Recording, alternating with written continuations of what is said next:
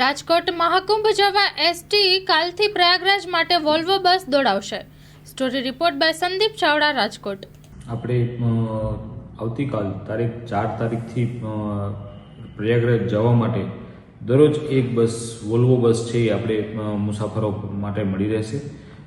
જેમાં આપણે રાજકોટથી બારણ મધ્યપ્રદેશ બોર્ડર ખાતે એક નાઇટ થશે અને પછી બસ છે એ પ્રયાગરાજ પહોંચવા પામશે અને પરત એવી જ રીતે પ્રયાગરાજથી બસ નીકળશે એટલે બારણ મધ્યપ્રદેશ ખાતે નાઇટ કરી અને પરત રાજકોટ ખાતે આવશે.